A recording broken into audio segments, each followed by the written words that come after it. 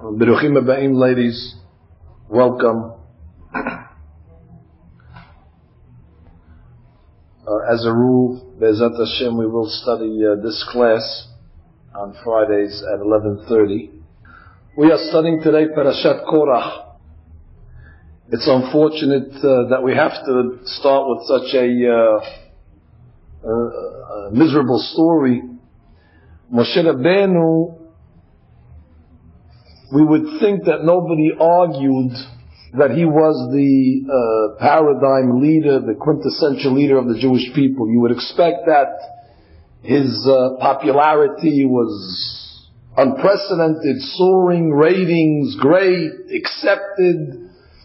Nobody's accepted 100%, but you'd think Moshe Rabbeinu, he was above criticism, he was above scrutiny, after all that he did for the Jewish people, after all that he accomplished, taking the Jewish people out of Egypt. He was the one that brought the man down every day for them to eat, and all the countless miracles. It was Moshe Rabbeinu that was responsible for the water that came miraculously in the Midbar. He gave them the Torah itself from Sinai. So for all the great things that Moshe Rabbeinu did in his life and his career, you'd think that nobody would ever challenge the position of Moshe. But unfortunately that is not so. In our Parashat we read about a fellow by the name of Korach, and he had claims against Moshe. Let me just quickly tell you his claims. Number one, he felt that Moshe Rabbeinu was a nepotist. I'm explaining to you what that's a difficult word. Nepotism. What does that mean? A nepotist is somebody that gives his friends and family positions. Instead of giving it to somebody that deserves it, he gives his brother-in-law this job, and he gives his cousin that job, and he gives his child that job. So Korach said, listen, you made yourself the leader, that's one thing. But then you appointed your brother the Kohen Gadol. That already is nepotism. I want to be the Kohen Gadol. You have no right to appoint Aharon. So there was a little jealousy that he had. He wanted the power, Korach. So he went to such a degree to even claim that Moshe Rabbeinu was doing things on his own. Moshe Rabbeinu tried to explain to him, I didn't choose Aaron. God told me that Aaron is supposed to be the Kohen and I'm only following orders. Korach said, no. You chose Aaron and this is your decision. He was also upset because right before this, there was a position that was open, that was to be the leader of the tribe. Every tribe had their leader. So the tribe of Levi, there was a slot open for a position, and Moshe Rabbeinu gave it to Korach's younger cousin. Fellow's name was Elitzaphan bin Uziel. Doesn't matter, but that was his name. So Korach again had claims. You skipped over me? I'm older, I deserve the position. So Korach was plagued with jealousy, there's no question about it. He was a great man, he had a lot of good qualities, I cannot argue with that. He even had divine inspiration to a certain extent, but he couldn't get over his jealousy. He resented Moshe Rabbeinu, and therefore he waged a battle of words against Moshe Rabbeinu, and he got people to agree with him. And Korach had a long, I would say he has a long beard. Really, he didn't have a beard because he was a Levi. The Leviim have to shave all their hair. So he didn't have a beard. He was actually bald, like all the Leviim were bald. Shouldn't scare anybody, but in the older days, that's what the Leviim looked like. They had to shave all their hair, and they just had, kippah on. That's all it had. But he was a very pious man in the sense that he had a lot of clout. But as a result of him fighting against Moshe Rabbeinu, he got punished. A punishment that never happened in the history of the world. The ground opened up, swallowed Korach, all his people that were with him making this battle, all his property, all his assets. But the Gemara goes even a step further. All his children, even babies. And we learned a great lesson from this episode. That, number one, how careful one has to be when it comes to respecting rabbis, respecting Talmidei Chachamim. Korach challenged the rabbi. Moshe Rabbeinu was the rabbi. Moshe Rabbeinu we call him. Rabbeinu means our rabbi. There's no greater rabbi that ever existed than Moshe. And when Korach came against him, he was putting not only himself at risk, but he put his entire family at risk, even his children, even infants, even nursing children that were innocent of sin. But when a family member, especially the leader of a family, goes against rabbis and challenges authority, goes against the Torah, he has to know that there's a dark cloud now on the entire family. And anything can happen, which means it's not measure for measure where you say, well, he went against the rabbi, so he's going to get punished. No. Now the whole family becomes eligible and vulnerable to Chas v'Shalom, the punishments. How careful we have to be when it comes to respecting Talmidei Chachamim. And that's why my father and our tradition, they always would tell us, don't get involved. Somebody starts to talk to you about Chachamim, you have no opinion.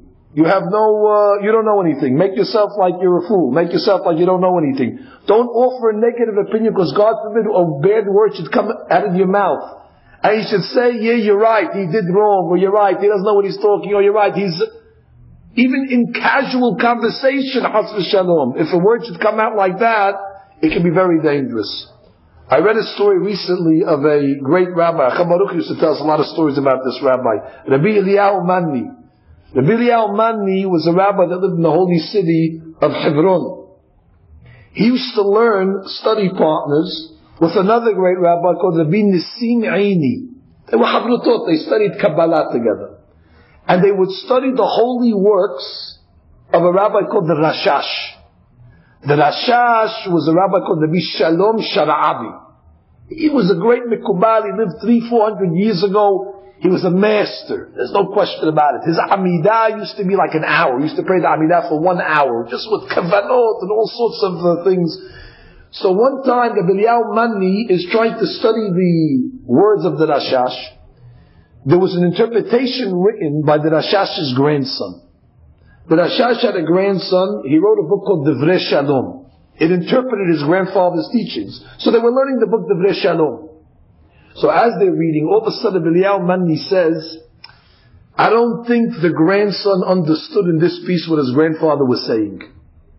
He didn't like the interpretation that he gave on the Rashash. He said, I don't think the grandson understands what his grandfather's talking about. The story is told, at that point, he went mute. He wasn't able to talk. He lost his ability to speak. And for 4 hours, he could not move his mouth. It was a certain type of paralysis. He became paralyzed of such a sort. And only till after 4 hours where he was able to take his hand and bang it on his heart to say Hatat, because he realized that he spoke casually against the grandson of the Rashash, that he doesn't know what his grandfather is talking about. The Rashash came to him in a dream and told him, once you spoke about my grandson like that, it was a great rabbi, you have to know there was a death sentence on you in the Shamayim. But I prayed for you because you made teshuvah immediately, but the next child that you have, B'ezrat Hashem, the next baby boy, you have to name him after myself. Shalom. And that's what happened. He named his son Shalom after Rashash to atone for the sin that he spoke about. So you see, even in a simple conversation, if a person's not careful, Chas v'Shalom, he's putting himself in danger. There was a great rabbi, he lived maybe 400 or 500 years ago. The rabbi was called Rav Shlomo Amar. Today the chief rabbi of Israel is also called Rav Shlomo Amar. But there was one before him, many years ago. He was a great rabbi from the city of Mekhnez. Mekhnez is in Morocco. For Pesach, the rabbi went to Fez. Fez is another city in Morocco. So the Rabbi Shlomo Amar got there, they invited him to speak. He gets up to speak in the synagogue in Fez, he's giving a wonderful derasha. So there was one crazy guy in the kahal, and said, Rabbi, what are you talking? Enough already, sit down, we heard enough of these derashot. And he heckled. And the rabbi couldn't believe it, he's a guest, he continued. And the guy keeps on heckling him, enough already with these derashot, sit down already, whatever he told him. So the rabbi couldn't take it, and he sat down. And this guy got up at the teba and he started to speak. Within 2 minutes of his speech, the skylight above the teba collapsed right on the guy's head and in front of the entire congregation. The guy was struck down. In order to show, Rabbi Ammar said, to show that this is what's potentially possible to happen when somebody comes against Talmidei Hakamim. But Korach was not only going against Moshe Rabbeinu, he was going against God himself. He was questioning the Torah that was given by God. He was questioning the whole authenticity of the Torah itself. But God says, what he said about my Torah, I can forgive him. But what he said about my student Moshe Rabbeinu, where God says, I can forgive what's done to me, but I cannot forgive when somebody goes against one of my rabbis. And therefore God punished Korach for what he did to Moshe Rabbeinu. And that's why our rabbis tell us many years later, Korach's under the ground somewhere. I don't know where he is, but he's in the ground somewhere. One of the great rabbis was walking in the wilderness, and he saw Eliyahu HaNavi. Eliyahu HaNavi said, I want to show you something, come in. He took him to a spot, and there was smoke coming out of the ground. He said, wow, I never saw such a thing. What is this over here? He says, come in. Don't go so close because it's too hot. Put your ear to the ground. Tell me what you hear. He put his ear to the ground, and all of a sudden he hears somebody screaming, Moshe emet, betorato emet. Moshe is true. His Torah is true. So I hear somebody screaming. Who's that? He said, that's Korach. 2,000 years later, and the Navi showed him the spot that Korach buried in the ground. And while he's still screaming, I made a mistake, Moshe is emet, I went against him, it was a avon, but it's too late. His punishment already he's serving for how many thousands of years? Because he went against true Torah scholars and against the Torah itself. One of the people that were involved in the mahloket, or two of the people that were involved, was two people that were named Datan v'Aviram. I want to tell you about these two people. Whenever there was a fight against Moshe Rabbeinu, they were part of it. They just didn't like Moshe Rabbeinu. They didn't like him from already in the times of Egypt. You remember when Moshe Rabbeinu saw two Jews fighting with each other? So Moshe Rabbeinu says, hey, what are you hitting your friend for? Who were those two guys? Datan v'Aviram. So from that day, they didn't like Moshe Rabbeinu. Once already he criticized them, what are you fighting for? They were the ones that went to Paro and told Paro that Moshe killed an Egyptian. They already bad-mouthed Moshe to Paro. They were the ones that when Moshe Rabbeinu said, don't leave over from the man, which means you can't leave over from the man that fell in the morning. Whatever you eat, but you can't store it for the next day. They stored the man for the next day. Moshe Rabbeinu said, on Shabbat, do not go out and collect any man. They went out on Shabbat and collected man. Whatever Moshe Rabbeinu said, they did the opposite. They didn't get along with Moshe Rabbeinu. So whenever they had an opportunity to fight Moshe, they fought. Now Korach's looking for customers to fight Moshe Rabbeinu. The Tal Rabbi says, we're in. What are you in for? You want to be the Kohen Gadol? No, we're not interested to be the Kohen Gadol. You want to be the tribal leader? No. But if you're fighting Moshe, we're in for the ride. We like to go against him. It's unbelievable. To show you how humble Moshe Rabbeinu was, and how tolerant the man was, he sends messengers to Datan v'Aviram to try to reconcile with them, to try to make peace. He doesn't want to hurt anybody, Moshe. He doesn't want anybody to die. He doesn't want anybody to Chas v'Shalom get punished.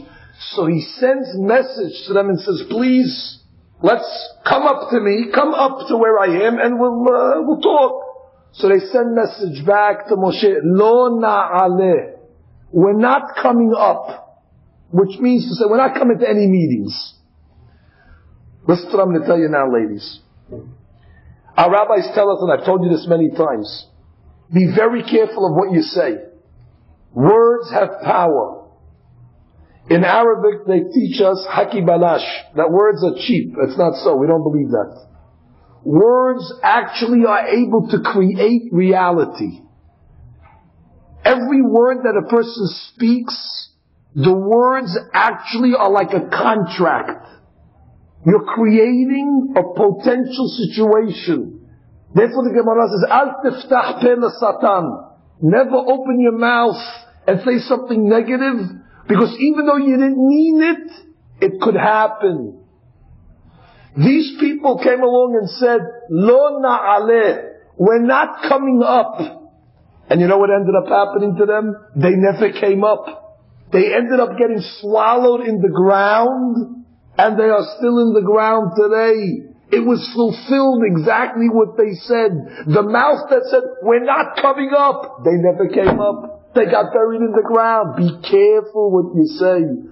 Our rabbis tell us, even as parents, you have to be careful when you're scaring your children. You shouldn't scare your children. That's the first thing. Don't scare your children. But as parents, sometimes the parent likes to play games with them. If you do this over here, the dog is going to come and bite you. Don't say that. I didn't mean it. But once you say it, you create a reality that, God forbid, such a thing can happen. Some lady always says, Rabbi, I could kill myself. Don't say I could kill myself. You don't talk like that. I don't mean I'm going to kill you, but don't say that. Because you're creating malachim already that hold on to the words. And then, God forbid, I'm not saying it's guaranteed to happen, but we've heard stories. I heard a story once, to show you how careful you have to be. A terrible story of a little boy, young boy, that had a certain terrible disease. The worst disease you can imagine. And you can imagine how difficult it was for the family. So, the grandfather of this fellow was a good man. And it pained him so much. He couldn't see his grandson should die of such a miserable disease. So he said, not once, but he said several times, he said, if God would give me the disease instead of my grandson, I would be happier. God didn't take the disease away from his grandson, but the grandfather got the same exact disease. And he died almost within a year of this. And even the family members told me, Hakam, we told him, don't say that, don't say that. And there's no odds that you should get the same disease in the same amount of time. We don't talk bad about others, that you know, but don't even talk bad about yourself. Because chas v'shlom can happen. There was a great rabbi that lived, I would say about 300 years ago. Sephardi rabbi from Italy. His name was Rabbi Emanuel Chai Reki. He was a great rabbi, great in Torah, and he wrote a book. He wrote a book, we have the book today. It's an interpretation of the Mishnah. He named his book Diktukei Aniyut. He was humble. So he said, these Divrei Torah, the Divrei Torah of a poor man. He didn't mean he's poor. He just meant to say in wisdom he's poor. So he says, the ideas of a poor man. Diktukei Aniyut. He writes, he says, trust me, the moment I published the book, I lost all my money. Robbers came, they stole everything, I had nothing to my name. He says, and I know why it happens. I called the book Diktukei Aniyut, and it happened to me. He says, so I changed the name of the book, and he changed the name to Hon Va'osher. Hon Va'osher is a treasure and wealth. And then it says his mazal changed. And he ended up becoming the chief rabbi of Florence in Italy, which was a very coveted position. So you see, there is something in words. There's even something, and I've told you this several times, in names. Or how careful you have to be in names. Whatever name you have already, it's too late. But when we name our children and our grandchildren, we have to be very careful. The Hatam Sofer says, Korach is not a good name. Why not? Korach, it's a Pav name. It doesn't sound so good, doesn't sound so bad. He says the bad name.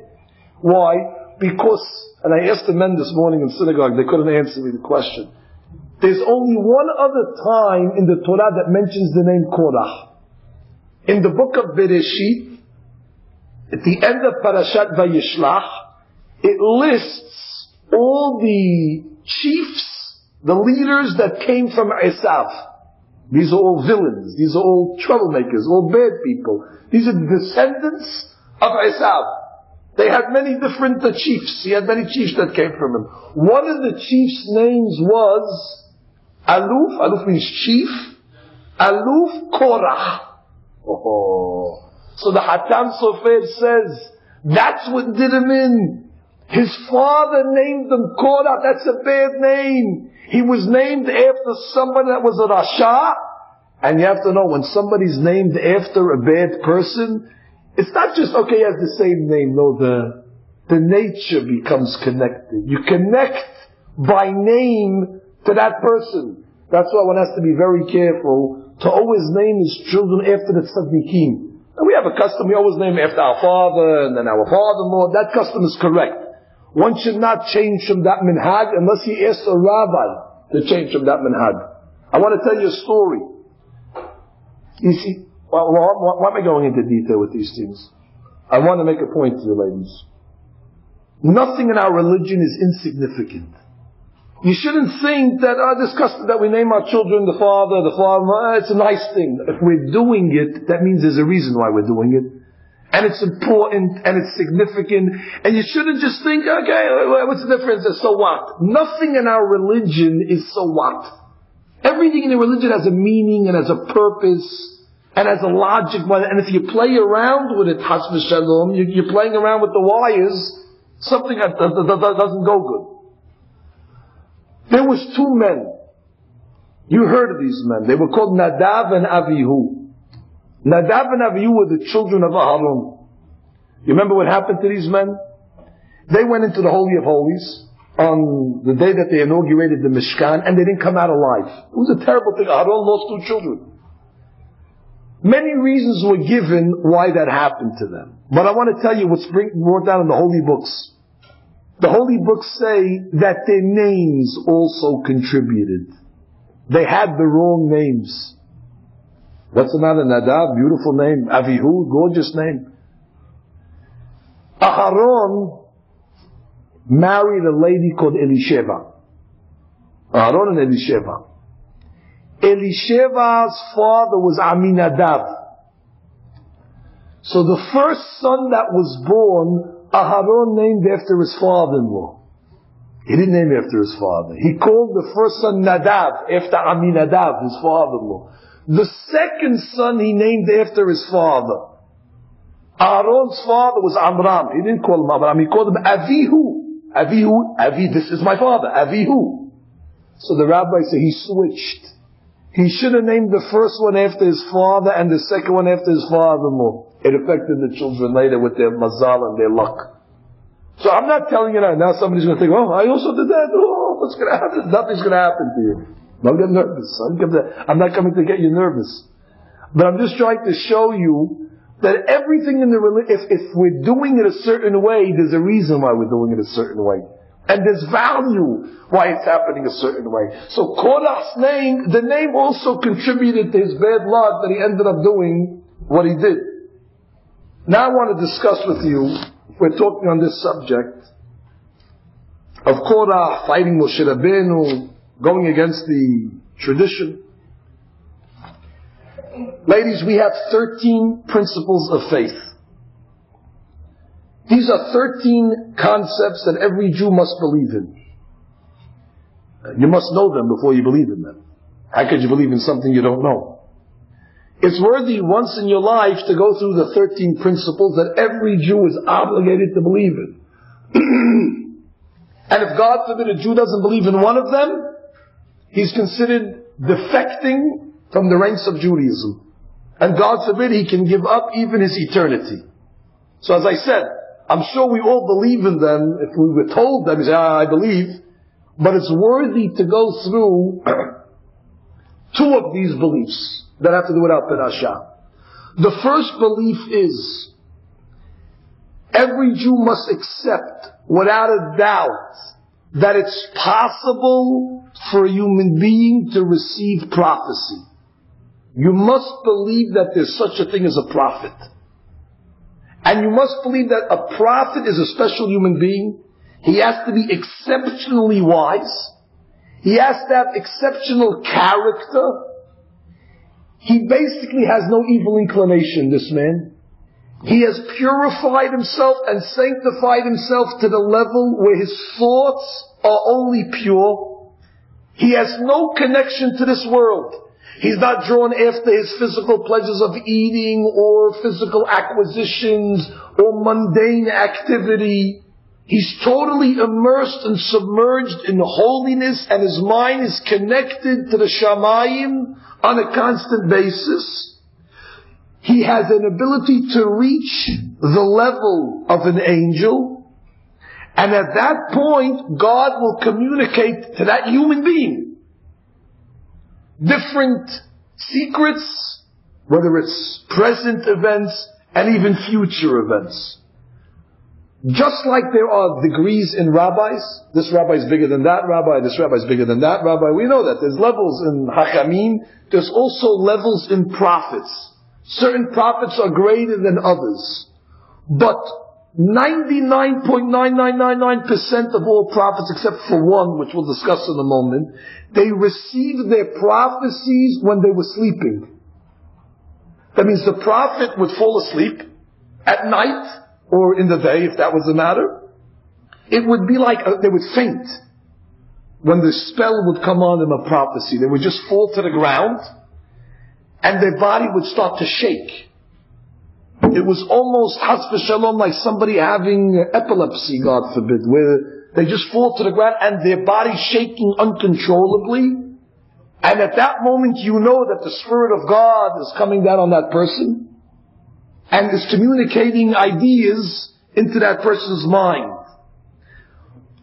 Most, if not all of the prophets except one, as we'll see, they receive their prophecies via an angel. God never talks directly to the prophet.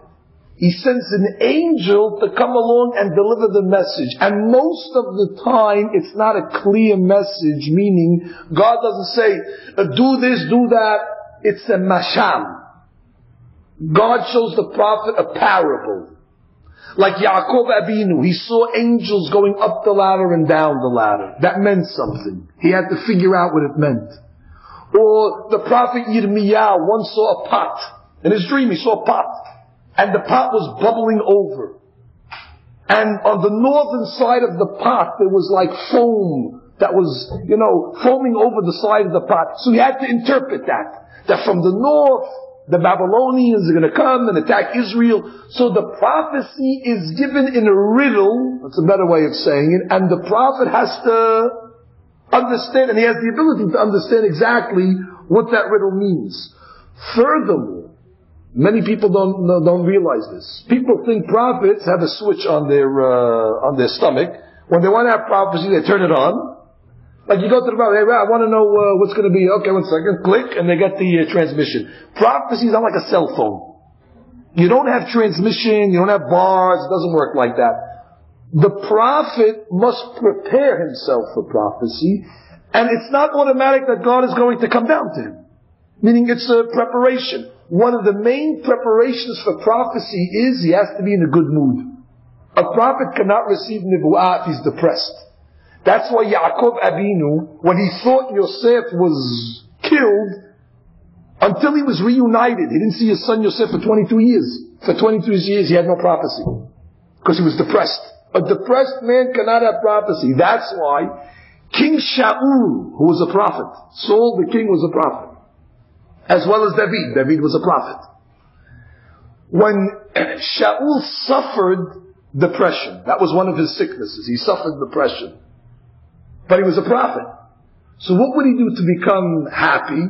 He would have David HaMelech play the violin for him and the harp.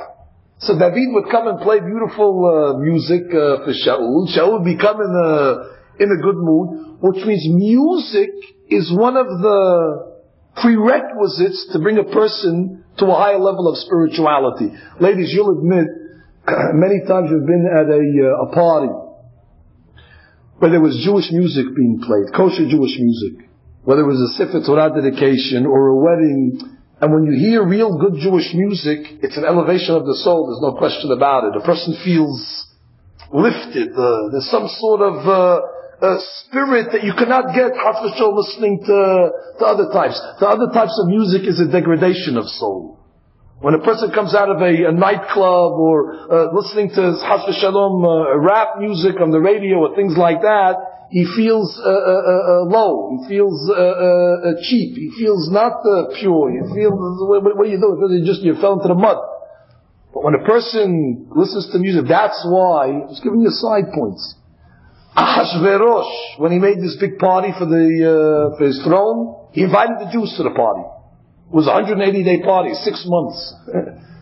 The Syrians think they know how to make parties. Ahasuerus made a party for 6 months. In history, you never see a party like half a year, every single day, more food, more party, more things.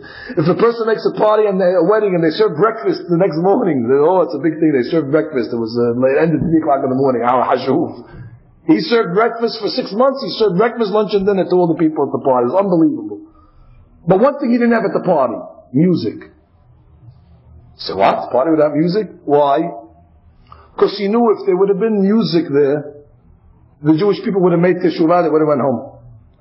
Because they would have heard music. Music opens up the soul of a person. It opens up a person to spirituality. So that's the problem. He has to be in a good mood. Now you're going to ask a question.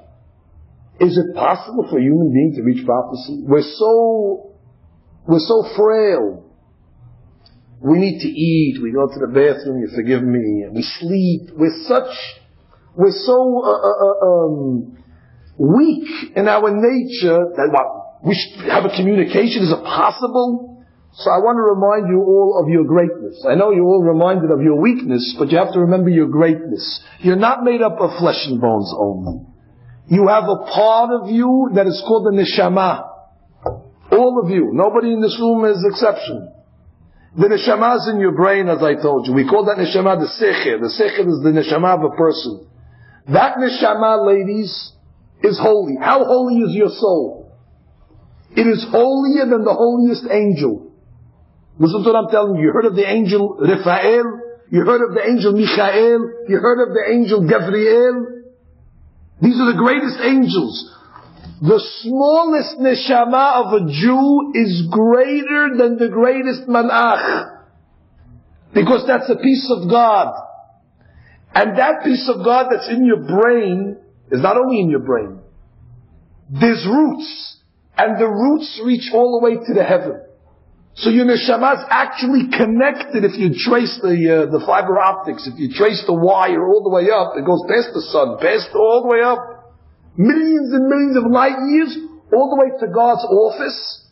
And in God's office, your neshama is wired under His kisei hakavod, under the throne of God. That's where the electricity of every neshama comes from. So how come we don't feel it? We don't feel the electricity of God running through us? Because again, there's a lot of interference. All our physical desires and our materialistic pleasures causes the transmission to become a little weak. But a prophet that removes his body and removes all his physical is able to get a clear transmission. But even if you're not getting the transmission, your neshamot is still connected to that holy place. So it is possible. Let me tell you this way. Who came to tell Abraham Abinu that he was having a child? An angel. That means who's greater, Abraham or an angel? Must be Abraham. Because the angel is serving Abraham. This is what I just told you. The angel is the mailman. He came to deliver news to Abraham. Oh, by the way, your wife Sarah is going to have a baby this year. That means Abraham's more important than the angel. He has the angel working for him. And therefore every human being has the ability to elevate himself higher than an angel. So you have a piece of you already inside of you that is higher than the level of Malachim. Now we continue. That being said, we must accept upon ourselves that there was one prophet that was different than all the other prophets. And that is Moshe Rabbeinu. Moshe Rabbeinu reached the highest level of prophecy that any human being ever reached before him or after him. To the extent our rabbis tell us, Moshe Rabbeinu's prophecy was so strong he didn't have to fall asleep when he got the prophecy. He was awake. Not only that, God spoke to him directly, without an angel. And God did not speak to him in a riddle either. He spoke to him clearly and directly. And Moshe was so great. I don't know how to explain this. I'm not a prophet. And some of you think that I'm a prophet. I'm not a prophet. So it's hard to define these concepts. You know how scary it is if God would come talk to you? Let's imagine this for ourselves. If, let's say, Hacham Ovadia Me'edin would come into this room now, we'd be honored, we'd be flattered, but we'd be scared also. Hacham, you try to talk to the rabbi. I myself that I had many conversations with the great rabbi. I prepare my comments what I'm going to tell the rabbi. And then once you stand in front of his awesomeness, you start to stutter, you start to fumble, you don't know what you're saying because you know you're in front of a great man. And he's, not that he's intimidating, he's warm, he's smiling, he's inviting, but you're nervous because you know you're in front of a great scholar. When you're in the presence of great people, it's scary. They once asked Rav Shach, the Rosh Yeshiva of Panovich, what would you do if the Gaon from Vilna would walk into the yeshiva? If I would ask you that question, what would you do if the Gaon of Vilna learned with angels? What would you do if he walked in? So you know what Rav Shach said? He'd hide under the table. He said, scared. Oh, the Gaon of Vilna, it's not a joke. There's a great men over here. We're going to stand in front of these people. These people were able to look at something and burn it with their eyes. They were able to see right through a human being. They could look at his forehead. They could see every sin that he did from when he was born. These were very, very, very special holy men. Now, they weren't God, by the way. And these people were scared of God. Imagine if God would come along and communicate to you.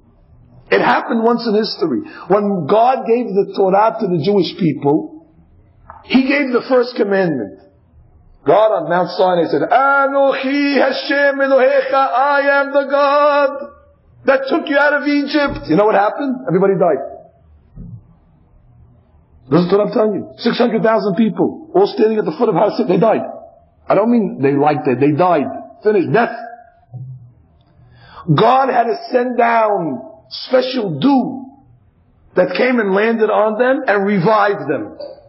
There was a resuscitation of 600,000 people, and they just heard two words, Anochi Hashem, the two words of God, So then God said, I can't give the Torah to them, Moshe, you better give it, because they can't handle the... But when Moshe Rabbeinu heard the transmission from God, he was so holy, he didn't shake. The Pasuk says it was like somebody speaking to his friend. He didn't, of course he had fear of God. But his neshama was so great, it was able to withstand the voltage. Imagine God's a nuclear reactor of energy. Let's say Lavdi, right? But if you don't have the proper receptacle to receive the nuclear energy, it'll explode. Moshe Rabbeinu's neshama was nuclear. It was able to receive such a surge of energy from God without him getting razzled, without him getting confused, without him losing his mind. That's what we talk about Moshe Rabbeinu, his greatness. That's why I can't imagine how Korach went against him. You can't imagine that somebody got so consumed in jealousy that you're fighting against Moshe Rabbeinu. Furthermore, our rabbis tell us, Moshe Rabbeinu's prophecy was constant. He had the switch. Whenever he wanted to talk to God, he could talk to God. He was on call for 24 hours. He didn't need to prepare for prophecy. He was always prepared for prophecy. That's why the Torah tells us that when Moshe Rabbeinu gave the Torah, for 3 days before we got the Torah, the Jewish men were not allowed to be with their wives. They needed to be pure. Everybody went to the mikveh, the men, the ladies. We received the Torah, we were pure. After the Torah was given, God tells Moshe, tell the men they can go back to their wives. But you stay with me. At that point, Moshe Rabbeinu reached the level of prophecy where he was not even allowed to be with his wife. No other prophet had that law. Only Moshe Rabbeinu, because he needed to be on call 24 hours, ready for prophecy without any interference whatsoever. Now, that putting Moshe Rabbeinu in a different league, you have to believe that. That means anybody that comes along and says Moshe Rabbeinu was like every other prophet, finished, you're out, you lost your olam haba. Such a small statement you made. But Moshe Rabbeinu was great. But Moshe Rabbeinu and David HaMelech, they were equal. Oh, you think Moshe Rabbeinu was equal to every other prophet? You're out. Don't come to class anymore. It's a waste of time. You're not going to Olam Haba anyway. If you don't believe that Moshe Rabbeinu was the greatest prophet that ever lived, and nobody was like him, and nobody's going to be like him, you have forfeited your eternity. Or if somebody comes along better and says, I don't believe in this whole thing of prophecy. What do you mean prophecy? Somebody could become a prophet? What does that mean? God communicates to a human being? Come on, God's in the Shamayim, He's doing His business. Human beings on earth, there's no communication between God and human beings as a prophet. Goodbye. That being said, we haven't had a prophet in about 2,000 years. The greatest rabbi of our generation is not a prophet. Harambam was not a prophet. The rabbis of the Talmud, they were not prophets. The rabbis of the Mishnah were not prophets. Now, you know how great these rabbis of the Mishnah were? They were able to resurrect the dead. Any rabbi in the Gemara, they can go to the cemetery, get up. They had powers, but they weren't prophets. So when we talk about a prophet, you have to know it's the highest level that a human being can reach. Abraham was a prophet. Sarah was a prophetess. I want you to know, I don't think it's an easy thing. It's a very difficult level to reach.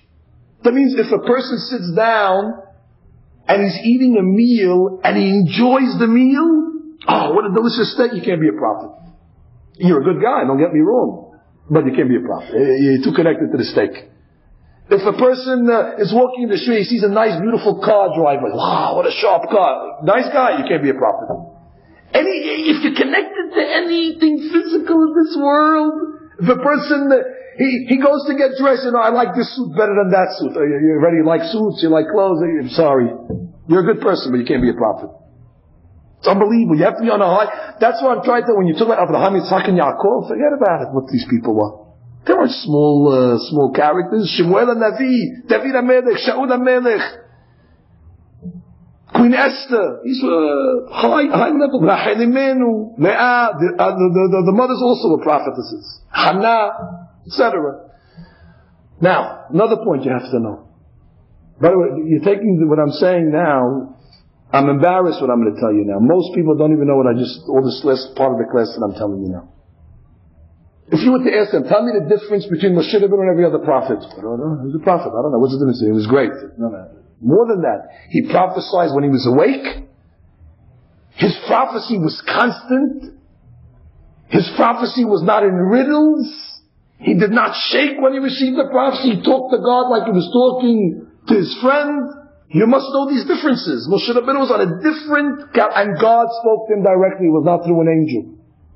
Now,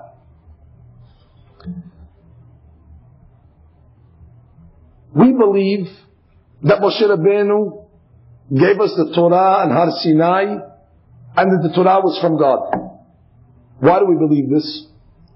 Because our ancestors saw with their own eyes Moshe Rabbeinu go up to the mountain, and they heard with their ears that God called Moshe to come up to receive the Torah and to give it. There's nothing greater in the world than being an eyewitness and an ear witness. According to Jewish law, how many witnesses do you need to kill somebody? 2 witnesses. If 2 witnesses come to court and they testify, so-and-so is a murderer, we interrogate them, we ask them questions. If their testimony stands up, we'll kill somebody on the basis of 2 witnesses. How many witnesses saw Moshe Rabbeinu go onto the mount and God call him and say go up and come down to give the Torah? 3 million. Could you deny something that happened in front of 3 million witnesses?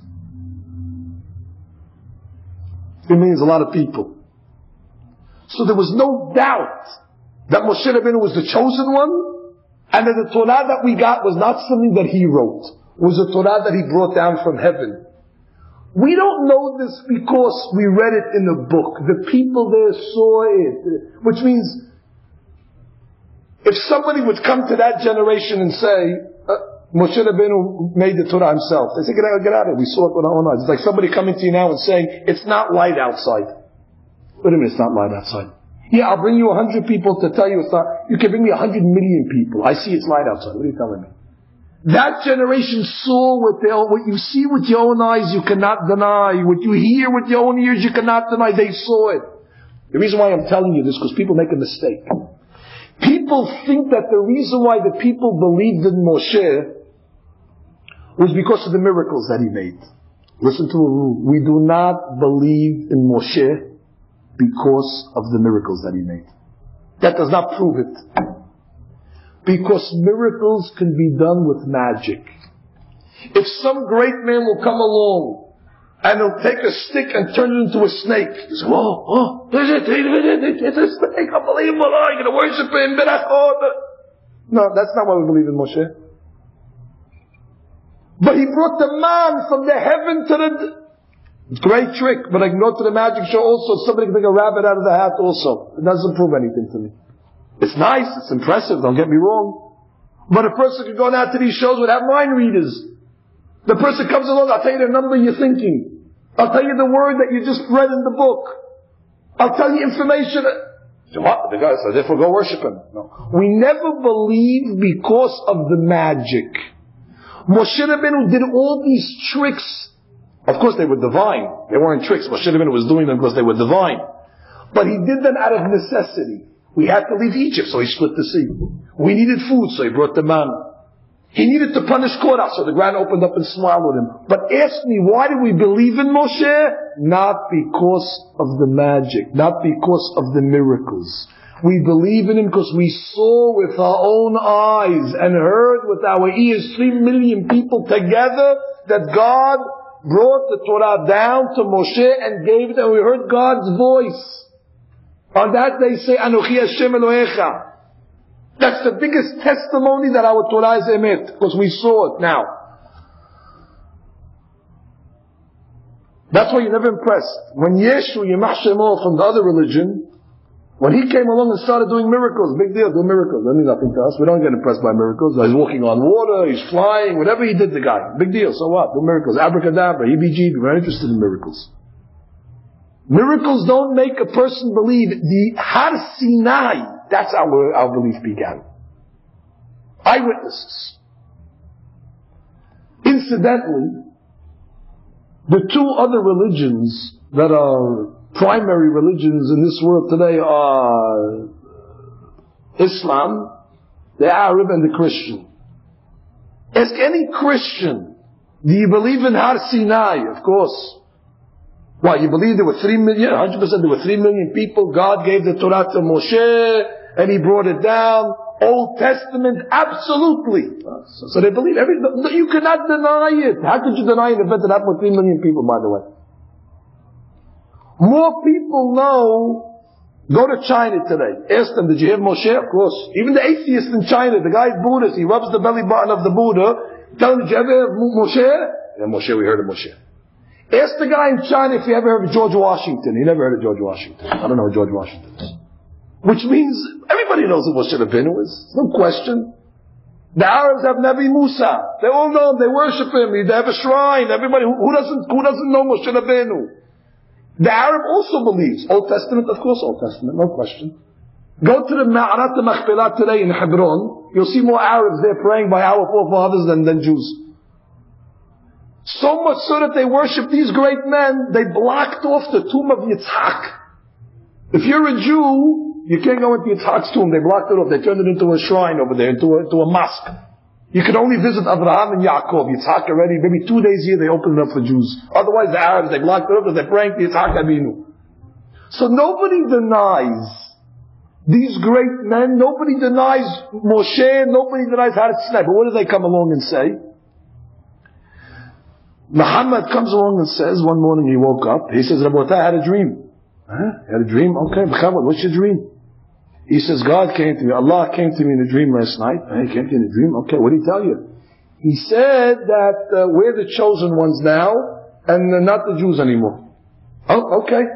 Beautiful, start a whole new religion. On whose word? On one man's word. On one man that had a dream. Now I ask you a question. If God gave the Torah in front of 3 million people, to the Jews, if He's going to take it away from us, He's going to take it away in a dream to one man? If He gave it in front of 3 million and He wants to take it away, shouldn't He have to call 3 million people back and say, Rabotai, change my mind? How could you give something in front of 3 million people and take it back on one man's word in a dream? It's like the President of the United States. He called all the nation in the Oval Office. He made a speech. He said, Rabotai. He doesn't say Rabotai, my dear Americans. I'm announcing now to the whole country we are going to war. He said it on public television. 250 million people are watching it. Then all of a sudden, after the speech is over, they're going to war. One of the janitors in one of the military bases, the guy sweeps the floors. He comes along and he tells the general, the president changed his mind. There's no more war. What do you mean he changed his mind? Yeah, he called me. He said, no more war. We're going to rely on you. The president should get up in the same Oval Office, get out in front of the same television, in front of the same 250 million people. You can't give an order in front of millions of people and take it away in front of one. That means the whole religion that they're relying on is on one man's testimony. And that one man admits that there was 3 million people that saw Har Sinai. And the same thing with Yeshu. Yeshu came along and said, Old Testament, absolutely. God forbid, the next time you're in a hotel, you'll see they have the New Testament. Some people, they don't like to sleep in the same room as it. They put it in another place. They put it, don't put it under your bed because you don't want to sleep on it either. They put it, don't even touch it. Just leave it where it is. But if you ever have a Yetzer Hara to open up that book, you'll see that the first 300 pages is the Old Testament. Because you can't have a New Testament unless you have an Old Testament first. What do you mean? New means there was an old one. And they tell the story of Moshe and Har Sinai. So what happened? Oh, Yeshu came along and said he had changed. Whose word? On my word. But you're one guy. There's 3 million people say the other way. I had a dream. Everybody's dream. The difference is we were awake when we got our Torah. Everybody else got their Torah when they were sleeping. Each one had a nightmare and they woke up the next morning, we're the chosen people. Muhammad came along and said there's no more Shabbat. We're making Friday Shabbat. The Christians came along and said there's no more Shabbat. We're making Sunday Shabbat. They just took the same item that we have, and they switched it around. No more Pesach, we're going to make Easter. Each one took a different item from the Torah, and they tinkered with it, they played with it, and they made their own holidays. And therefore, when Korach was coming along and fighting against Moshe Rabbeinu, this was one of the most dangerous situations. Because he was challenging the truth of the transmission of the Torah. Moshe Rabbeinu never reacts like he reacted in this week's parasha. Normally Moshe Rabbeinu was compassionate, he was tolerant. Even when the Jewish people worshipped the golden calf, he prayed to God, forgive them, they made a avon, don't destroy them, give them a second chance. When it came to this, Moshe Rabbeinu says, God, open the ground up and swallow them, let everybody see that these people are wrong. You know why? Because if they didn't get punished, it would have put a whole doubt in the entire transmission. They were going after the Torah Sheba'al Peh, they were going after the law. If Has v'Shalom, if Korach is not punished, Moshe Rabbeinu wasn't doing it for himself. He wasn't slighted. This wasn't personal. Don't think Moshe Rabbeinu said, oh, you offended me. No, he was doing it in order to preserve the authenticity of the Torah. Now I'll conclude with this. From here you see, ladies, what happens to people that also involve themselves in mahloket, in divisiveness, in divisive behavior. Besides that he went against the rabbi. That would have been enough. But he was a divisive man. He got other people involved. One of the people he involved in his argument was a fellow called On ben Pelet. Another great guy. And On ben Pelet joined the argument, not that he was going to become anything. He just, again, another tag along. You want to fight Moshe? Let's fight him. Okay, yeah, let's go after him. He actually got 250 men from the Sanhedrin to join the argument. Korach he was a persuasive fellow. Came the day when they were going to have the debate. What was the debate? All Korach's men were going to take a pan, a metal pan, like a pan that you fry eggs on the fire. They would take a pan, they were going to put coals in it, and they were going to put the incense on their coals. They're going to stand on one side, and Aaron also takes a pan, puts coals, and he's going to put also the incense. The rules of the game was like this. Whichever fire is going to come down from the heaven, whoever's pan is consumed, that's the one that's chosen. So they all stood like this with their pants, waiting for the fire to come down from heaven. A fire came down from heaven and consumed the incense of Aharon. Everybody knew that God was again sending a message. Aharon is the chosen one. And what happened to the other 250 men, including Korach? A fire also came down from heaven. But it didn't consume the pans, it consumed them. 250 people got struck by lightning, and all of a sudden, the debate was over.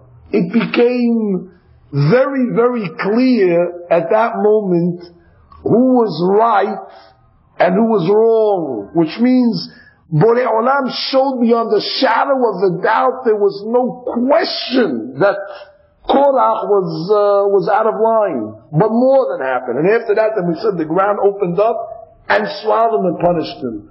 But part of Korach's problem was, he got people to join him. On that day, On ben Pelet, one of his main guys, did not show up. He didn't show up for the debate. Why didn't he show up for the debate? Where was he? Overslept? The Gemara says, you know who saved On ben Pelet? His wife, Mrs. On ben Pelet. What happened?